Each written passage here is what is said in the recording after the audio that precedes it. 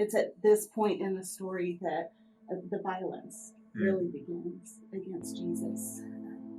Caiaphas and the high priest bring him to Pilate, who is really in charge of all of the interests that are happening in town, and he doesn't want any trouble. So this is really an irritation to him. This is something that he doesn't want to have to deal with. Not tonight. Come on, guys.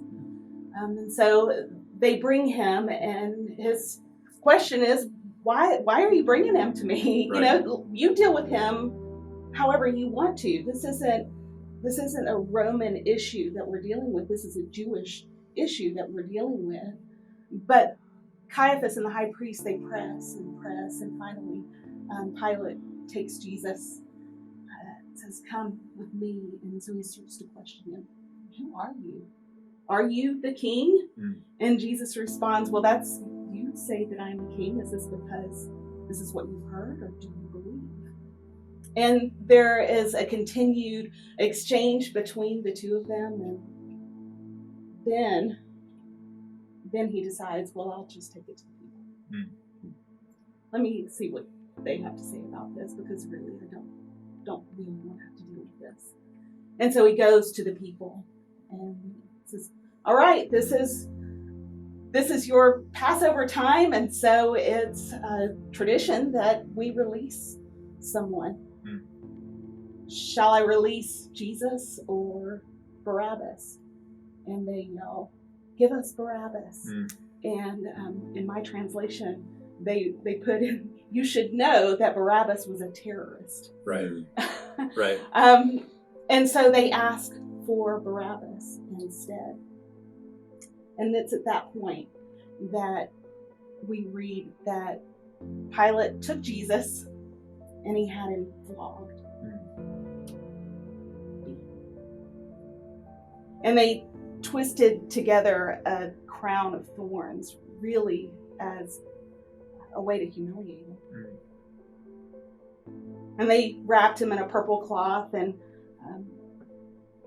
then it just continued.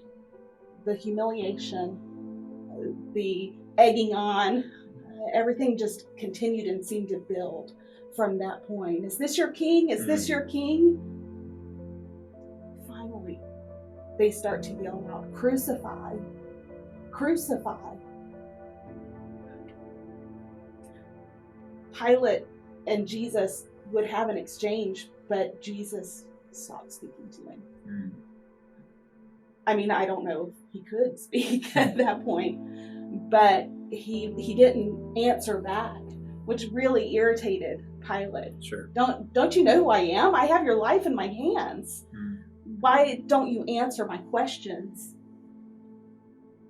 And so this is how it reads in Scripture. "How can you ignore me? Are you not aware that I have the authority either to free you or crucify you?"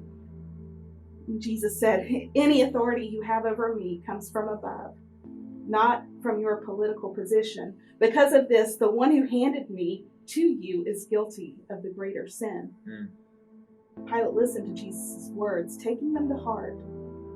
He attempted to release Jesus, but the Jews opposed him, shouting, "If you release this man, you have betrayed Caesar.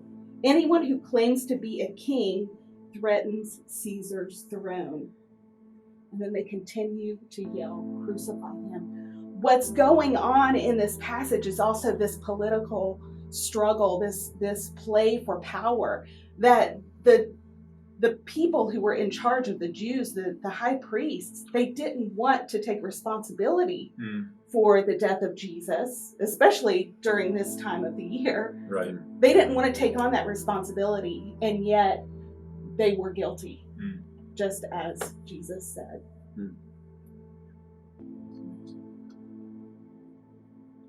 And this would have been late, well, I guess early Friday morning now. This is super early. Yeah, early in the morning. And so it was a time when I don't know how many people were gathered at that point in the day.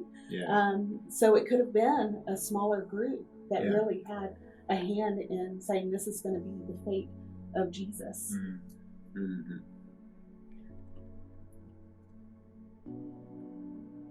pretty powerful. I think what I'm struck with here is really the politics that are involved. I'm struck with how no one wanted to take responsibility for it. Everyone wanted to wash their hands of it, and yet it kept going on. And what these people, what the Jewish leaders did was they twisted Pilate's arm to say, if you don't do this, then what you're doing is you are betraying your king, who is Caesar. So you have to do this. Right. And so it was at this point that they led Jesus to be crucified. Pilate handed him over to his soldiers, knowing that this would happen.